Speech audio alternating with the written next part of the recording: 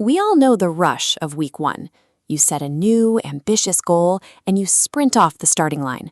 You hit every workout, study for hours, and project ideas seem endless. Then, a few weeks later, the momentum shifts. The goal remains, but the internal drive that kept you at your desk or in the gym simply vanishes. You find yourself struggling to do the bare minimum. We usually look for character flaws to explain this.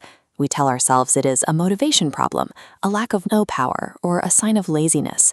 But those explanations fall apart under basic scrutiny. If the problem is pure laziness, how does a person wake up at 5 a.m. for 10 days straight before abruptly ignoring their alarm on day 11? Or consider how that same person can execute a complex, challenging video game for 6 hours without a drop in energy, yet feels drained after 30 minutes of studying. This pattern originates in a psychological mechanism that dictates human behavior. Without identifying how this internal algorithm operates, the cycle of starting and stopping repeats indefinitely. Your brain operates on a specific biological priority. It values immediate, present-tense progress over long-term outcomes. This flowchart illustrates how the brain processes different types of feedback. On the left, we have a gamer's loop, where every action yields instant feedback. On the right is a student's loop, where an action is met with an immediate delay. The gamer stays engaged because the game feeds the brain exactly what it wants. Every level up or coin collected creates a rapid, continuous loop of micro-rewards. The brain receives constant, visible proof that its effort is generating an immediate return on investment. Now look at the student. They read for an hour and nothing changes. Because the exam is months away, that action leads to a broken line. There is no immediate feedback, leaving the brain with no data to prove the effort was worth it. When you plant a seed, it builds a complex root system deep underground, long before a single leaf breaks the surface. Your brain ignores underground growth. Because it is focused on the present moment, it treats hidden progress as if nothing is happening at all. People rarely quit because the work is too difficult. They quit because they stop feeling progress, the only fuel the brain's algorithm recognizes. This brings us to the moment you think, I just don't feel like doing it today. We treat that feeling as a genuine emotion, but it is actually a calculated error message. This balance scale measures the variables your brain processes before you move a muscle. Every potential action is weighed by looking at the physical effort required against the reward speed. When you consider a cheap distraction, the math is simple. The scale tips toward instant reward, and the physical effort drops to virtually zero. Your brain approves this transaction immediately. But apply that same calculation to a long-term goal. If you want to study or hit the gym, the scale shifts. You're stacking effort blocks on one side, while the reward slides months down the timeline axis. Your brain cannot directly experience your successful future self.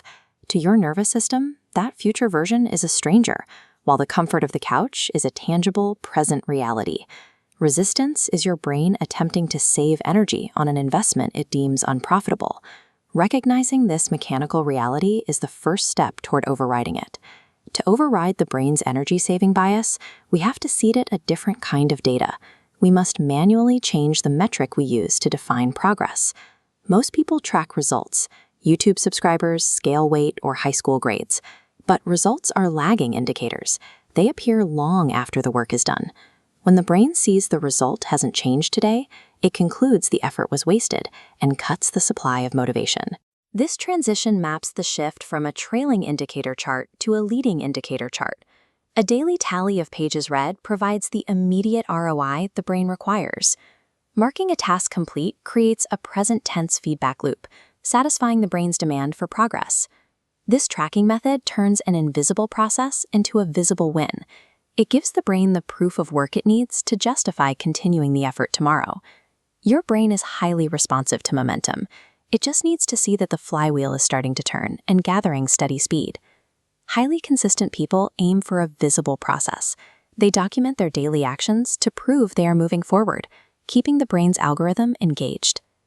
The second override removes your brain's ability to prioritize its own comfort. You have to take away its power to choose. The morning debate is where the brain runs its ROI calculations. When you wake up and ask yourself if you feel like going to the gym, you are inviting your brain to choose the path of least resistance. If you present your mind with options in the present tense, it will default to the most comfortable choice every time. It is wired to protect you from unnecessary effort. Consistent individuals refuse to debate.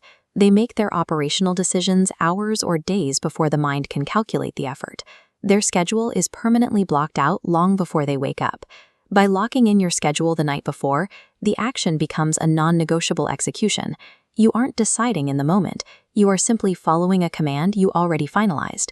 When progress is made visible through action tracking and decisions are finalized in advance, consistency operates as a predictable system rather than a test of willpower.